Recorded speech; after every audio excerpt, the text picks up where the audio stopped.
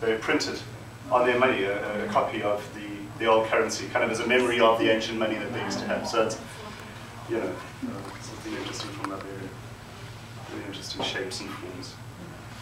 So we pray for Liberia and hope it gets back after so many 15, 16, 17 years of civil war, it's getting back on track. But anyway, any questions, please? I can carry on all night. Come on. Any questions? Guys are going to be saying, what do you mean this is money? How is this money? But you know, a lot of it would replicate, you know, farming implements and things like that. Absolutely, yeah. How did you get interested in this, Ian, and how long has it been since you started collecting pieces? I started collecting currency pieces about 25 years ago, and I'm hoping that everybody has the same reaction to it as I had when I was first told that this money here, and I was born in Zimbabwe, and that currency over there was from Zimbabwe. And when somebody told me that was money, I kind of looked at them and said, what do you mean it's money? You know, it's ridiculous, I'm stupid, it couldn't have been money. But it just opened up my mind to a whole other way of thinking and, you know, getting out of my Western thought of what money is and starting to appreciate all these different cultures in Africa that use these different forms of currency.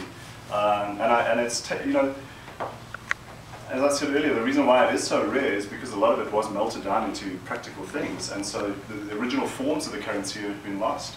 So I've gathered this collection over many years of collecting and finally had a comprehensive collection of pretty much all the currency forms that were used and thought, time to have an exhibit. So, yeah, it's just been a fascination for me. You know, I mean, for me, I love a lot of the traditional art of Africa and things like that, but I love utilitarian things. I love the everyday objects that are good, and this is one of those. So, yeah. Yes? Were shells used? Absolutely, yeah, that's what I was saying. With shells, how, you know, people would Did it seem like some shells would just be so easy to just go find? And then yeah, but what if you lived 1,000 miles inland? Okay. They didn't know what a seashell was, so yeah, it became valuable. I was saying that's where that saying, how much did you shell out for that comes from using seashells. So that's true. Well, the big plus, no need for banks. What's that? The big plus, no need for a bank. That's right. No need for a bank. Isn't that a refreshing idea? Yeah, yeah. Ian, Yes. of all the pieces, what is your favorite and why? Wow. Well, don't ask me any difficult questions. I mean, you know, what would be my favorite? And why? Why Probably the executioner's sword, because when people ask me what it is, I say, allow me to demonstrate. But I do love the shape and the form of it. And in a ghoulish way, it almost looks like a headless person with a traditional arm. But I do love the shape and the form of those executioner's swords. So it's And the handles are really quite ornate. They really are, yeah, well. yeah. And where are they from? They're from the Congo. They are from Yeah, the Congo. yeah. Various cultures there, the Ngala, the Ngoli, that produce these. So somebody's blood the is dog on those things. Uh, Somebody's blood is in here somewhere. Could be, I don't know about that. It's bad juju. Yes. Yeah, I particularly appreciate the ones that have the copper wrapped because iron is masculine and considered a very masculine craft, and yet copper and brass are female. And they put the two together to make it quite a bit more powerful. Because alone, the iron is limited, and alone the brass or the copper is too soft and malleable. So this works. The yin and yang. Yeah. Just so you know as well, you might have noticed the tree up front with all the money dripping from it. You know, we're just trying to make the point that money doesn't grow on trees, even though it is growing on this tree. And we've attached lots of money to it, and you're welcome to add any money to it. All that money is going to go to the Foundation for Women tonight. As you know, the proceeds from the sales of tonight are also going to the Foundation for Women. I'm going to have Deborah come up and talk a little bit. Unless there's any more questions, I'll be happy to answer any more questions about the currency. I hope I covered everything. I think I did. You know, you know, even things like this. This is from the Turkana people in northern Kenya. They would actually wear this as a bracelet, and it looks like a really nice bracelet. And it would be in times of peace. But if they were fighting, that leather would get taken off, and that would razor sharp. Oh. All the better to slice and dice you with. So yeah, it's yeah, yeah, very, very interesting pieces. But this is Deborah Lindholm, the founder of Foundation for Women, who do microfinancing and microcredit both locally and in Africa. And I'd like to have her just give a little talk about the wonderful work that they do.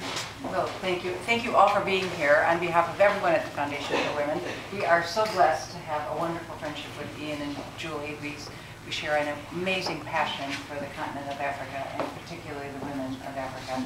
I have been doing this work for almost 20 years and have been around the world many, many times. And in my past life, in a for-profit situation, I never thought I could do anything about the dire poverty that half our human family lives in. Even in this day and age, 1 in 5 people live on less than $1 a day.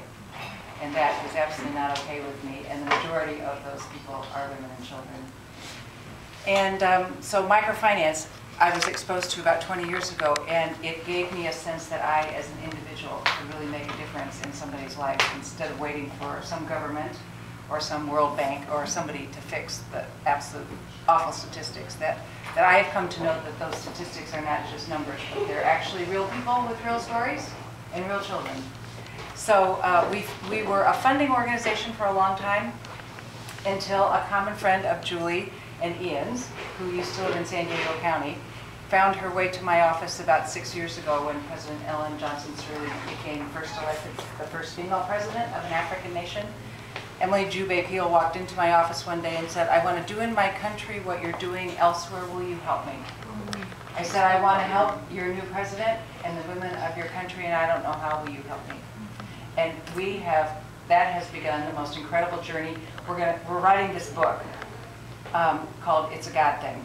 How did somebody from the Midwest of the United States and someone from a little teeny village in Liberia, 12 hours outside of Monrovia, ever find their way to each other and then start something incredible, which is really changing the lives of hopefully all of the women and their families in Liberia. So we now give loans beginning with $100 US to women in Liberia that most of those women have never held $5 cash in their entire life. And we have touched thousands of them in 12 of the 15 counties, and we've made this commitment that we will fund any woman in Liberia that wants to join in this work, and we think that's about 1 million women. So, as I mentioned to, I think, Patricia tonight, we don't have a program in Liberia, we have a movement. It really is a movement for women to really take charge of their life. And when that Nobel Peace Prize was announced yesterday, I got so many emails and calls from Liberia. It is just such an honoring of not only 2 women I am blessed to call my friends, which is President Ellen and Lima, but also makes such a strong statement.